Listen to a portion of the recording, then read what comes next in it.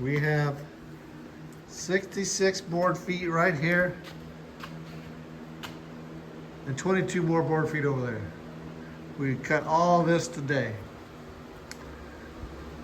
We'll still have to run it through the planer, but before I do that, I have to clean out my dust collection system because they're full. Both of them are full and the drum up there is full.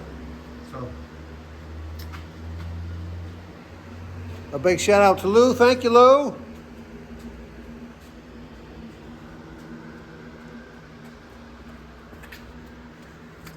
We're getting closer.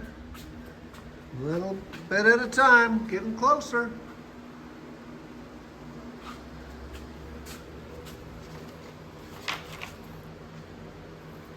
These are just a little bit over 1/4 of an inch.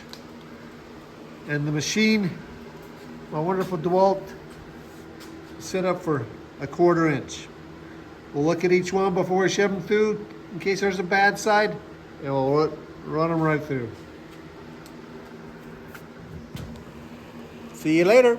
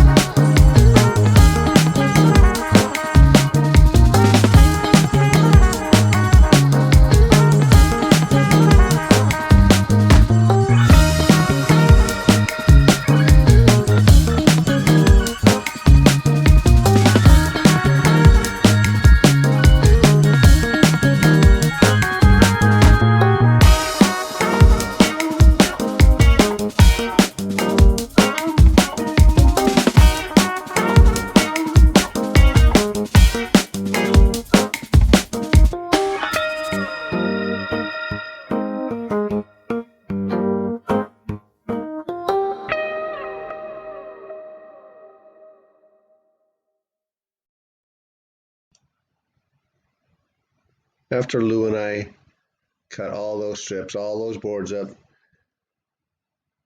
I needed to empty my dust collection system.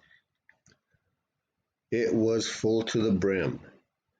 I emptied it and I ran the dust collector on the machine and figured, okay, I'm good. So I needed to next build a holder for all the strips we just cut. So I grabbed a piece of wood off the storage wall and I put it through the table saw, and at the end, sparks flew as soon as I put that in through there. I guess there was a nail in there from where they put the red flag on, and I didn't see it. So I pulled it away. I started cutting it into smaller pieces, and what I thought was an empty dust collection in the machine was not empty yet. And there were some embers in there. And it took me a little bit of time to get the machine away from the tables and open up the side and grab those embers out of there before they catch on fire. So it was a close call. It was kind of scary there for a bit. Welcome to the workshop, everyone. Got a few projects going on, and the big one right now is the canoe over there.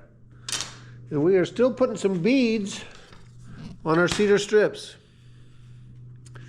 We have a router here, the vacuum, a router, the feather boards, and I don't know if you can see it, but there's a bit way down inside there. That is the bead bit. So we'll run a bead, then after we finished all of them, we'll run all the coves.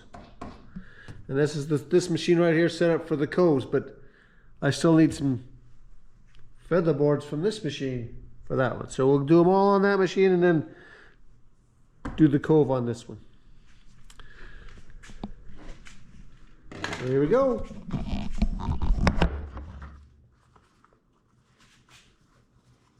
Get the safety stuff on.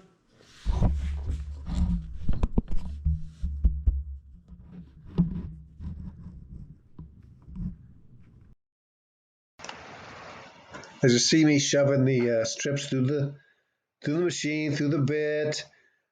The strip goes through the bit onto the table, then onto another table, then onto a board that reaches all the way across to the wall, just to get that whole 11-foot strip all the way out. And I have the same thing on the other side on the infeed. But that's not quite as important because I can hold it down and it won't get any wobble on the strip as it goes through the bit. We did need to make sure that it's solid as it goes through, so it won't warp, and so the cove and the bead will match up really nice with no leaks. Also, you see that I have no shoes or socks on. I'm in my shorts. It's a hot day today. I did this for like 3 days, shoving all those in there just a little bit every night. Nice going out into the workshop in a nice cool and making some noise and some sawdust. It was great. I just really hope I have enough. So if I don't, I'm gonna have to go do more. All this again. My routers aren't the best, and my router tables aren't the best, but they're pretty good. But what was needed here was some really fine tuning to get the cove and the bead just right. That's why I decided to use the two machines, because I could set them up, each one get it fine tuned and get it set, and then fine tune and set the other one, and I could, if I needed more, I could do more again without tearing the machines down and resetting them. Because the bead is pretty easy, but you don't want to take too much off, and you don't want to leave lips on it, you want it to be perfectly in the center, because it is a perfectly 1/4 of an inch, and a 1/4 of an inch is what my planer put out, so you had to get it right. And the cove that matches up to the bead, well, if you get them too much, to cut too much on them, you get a nice thin edge on either side of the cove, and it'll break real easy. So it took some setting up and trial and error. I had to use my Sharpie marker on the wood to see how much it was taken off, but it worked pretty good on the bead correction, because I still have to do the coves. But I got it set up, I just have to do it now.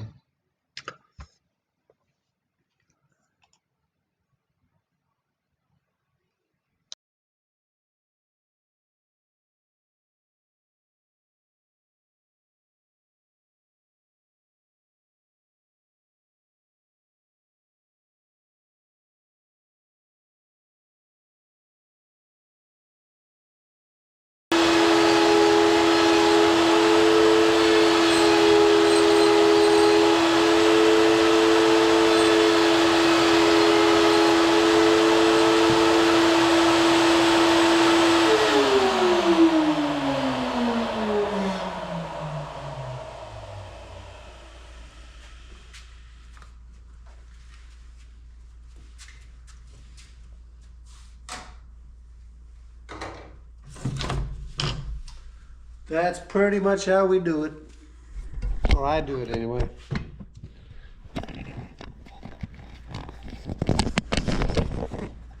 You can see that it's round now. That end is rounded. So we call that the bead. And the cove will be concave to fit the bead on the other one. Thank you for watching. If you have any comments, concerns, or questions, put them in your comments. Ask me. I'll answer to the best of my ability.